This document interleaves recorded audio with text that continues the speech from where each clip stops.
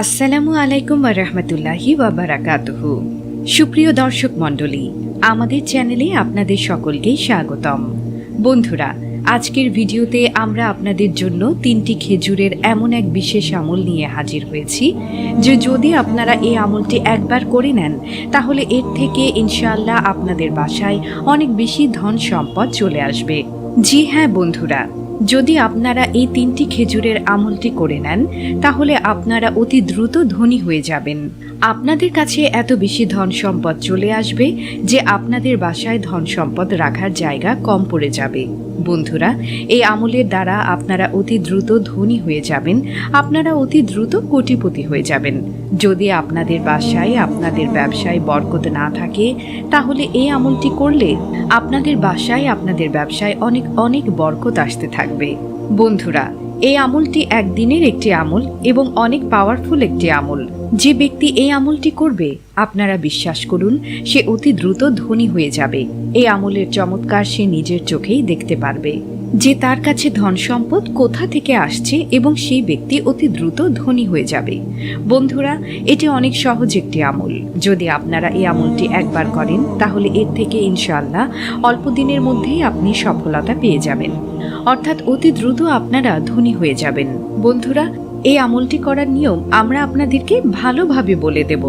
আপনারা শুধু শেষ পর্যন্ত এই আমলটি দেখতে থাকুন এবং ভিডিওটিতে একটি লাইক এবং চ্যানেলটি সাবস্ক্রাইব করে দিন। বন্ধুরা, ভিডিওর শেষে আপনাদের জন্য অনেক সুন্দর একটি দোয়া করা হয়েছে, আপনারা অবশ্যই সেই দোয়ায় অংশ নেবেন, এতে আপনারা অনেক বেশি উপকৃত হবেন। তো বন্ধুরা, এই আমলটি আপনারা কিভাবে করবেন, এই আমলটি করার পুরো নিয়মটি আমরা আপনাদেরকে বলতে চলেছি। এর নিয়মটি আপনারা ভালোভাবে জেনে নিন। এই আমলটি আপনারা যে কোনো দিন করতে পারেন।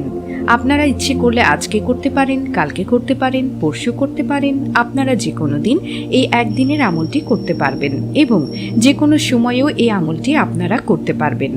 আপনারা এই আমলটি দিনে করেন অথবা রাতে করেন, আপনারা ফজরে করেন, জোহরে করেন, আসরে করেন, মাগরিবে করেন, এশায় করেন, যে কোনো সময় এই আমলটি আপনারা করতে পারবেন। তবে এই আমলটি আপনারা পাক সাফ ওযু করেই করবেন, নাপাকি অবস্থায় একদমই এই আমলটি করবেন না।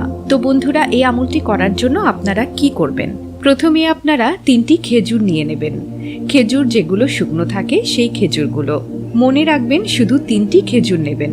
বড় ছোট যে কোনো সাইজের খেজুর আপনারা নিতে পারেন, সাইজের কোনো পেরেশানি নেই। শুধু আপনারা 3টি খেজুর নিয়ে নেবেন। খেজুর আপনারা একটি পাত্রে নিয়ে নিজের হাতে নিয়ে নেবেন। তারপর আপনারা একটি পবিত্র জায়গায় বসে যাবেন। বন্ধুরা, আপনারা যে কোনো জায়গায় বসতে পারেন। আপনার ইচ্ছে করলে জায়নামাজে বসতে পারেন অথবা মাটিতে বসে পড়তে পারেন, বিছানায় বসে পড়তে পারেন, আপনাদের দোকান অথবা অফিসে বসে পড়ুন, অর্থাৎ যে কোনো পরিষ্কার পবিত্র জায়গায় বসে পড়বেন।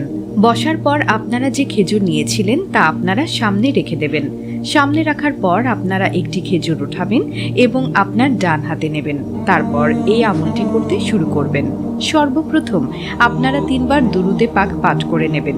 আপনারা দুরুদ শরীফ যে কোনোটি পাঠ করতে পারেন। একটি দুরুদ আমরা আপনাদেরকে পড়ে শোনাই, সাল্লাল্লাহু আলা মুহাম্মাদ। এটি সবচেয়ে ছোট দুরুদ। আমরা আপনাদেরকে আরেকবার পাঠ করে শোনাচ্ছি, সাল্লাল্লাহু আলা মুহাম্মাদ। এই দুরুদটি আবারও পাঠ করতে পারেন অথবা যে কোনো দুরুদ আপনার মুখস্থ আছে আপনারা তা পাঠ করতে পারেন।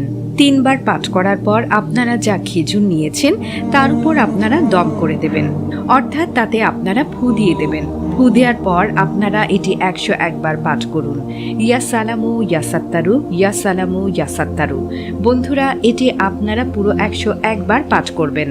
101 বারের একবারও না কম পড়বেন আর না বেশি পাঠ করবেন এবং তারপর আপনারা একবার সূরা ইখলাস পাঠ করে নেবেন।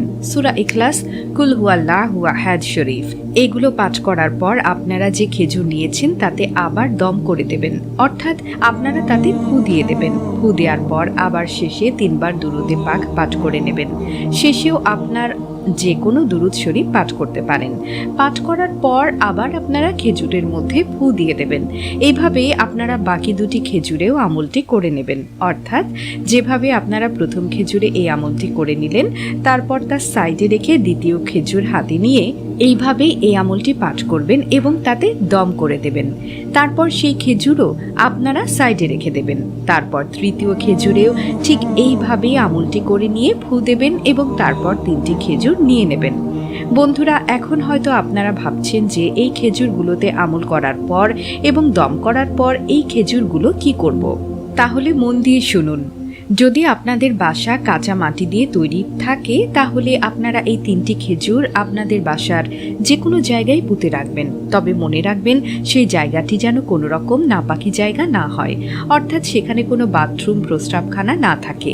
এখন প্রশ্ন হচ্ছে সেই সকল মানুষের জন্য যাদের বাড়ি ঘর পাকা, যাদের ফ্ল্যাট বাসা রয়েছে, অর্থাৎ সেই সকল লোক যাদের ফ্ল্যাট রয়েছে তারা এই খেজুরগুলোর কি করবে। তো বন্ধুরা, আমরা আপনাদেরকে বলে দিই যে আপনারা এই 3টি খেজুর নিজের কাছে রাখবেন, অর্থাৎ আপনারা আপনাদের আলমারিতে রাখতে পারেন। মোট কথা একটি সুরক্ষিত জায়গায় রেখে দেবেন। এই খেজুরগুলো আপনারা খাবেন না। বন্ধুরা, যদি আপনারা ভুলবশত এই খেজুরগুলো খেয়ে ফেলেন অথবা অন্য খাবারের সাথে মিশে যায় এবং আপনারা খেয়ে নেন, তাহলে তাতে কোনো সমস্যা নেই, এতে আপনাদের কোনো ক্ষতি হবে না।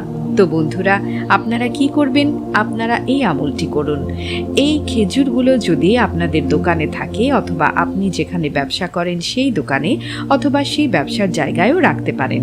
এর থেকে দোকানে অনেক বেশি বরকত হতে থাকবে, আপনাদের ব্যবসা অনেক বেশি ভালো চলতে থাকবে।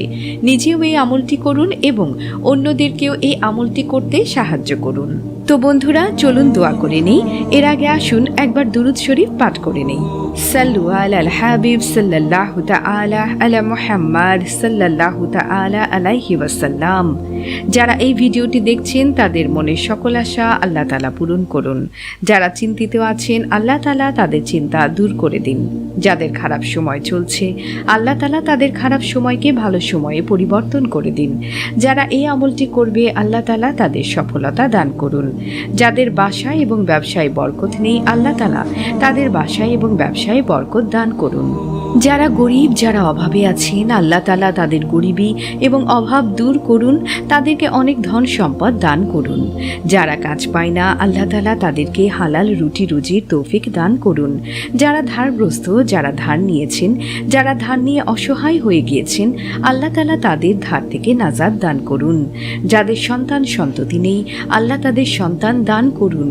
যারা আল্লাহ আপনার কাছে মন খুলে দোয়া করে তাদের মনের সকল জায়জ ইচ্ছে পূরণ করুন। তাদের যা আশা আকাঙ্ক্ষা রয়েছে তার সকল আশা আপনি পূরণ করুন ইয়া মাবুদ। যারা অসুস্থ আছেন আল্লাহ তাআলা তাদের সুস্থতা দান করুন। যাদের বাসায় ঝগড়াঝাটি লেগে থাকে তাদের বাসা থেকে ঝগড়াঝাটি দূর করে দিন এবং তাদের বাসায় সুখ এবং শান্তি দান করুন।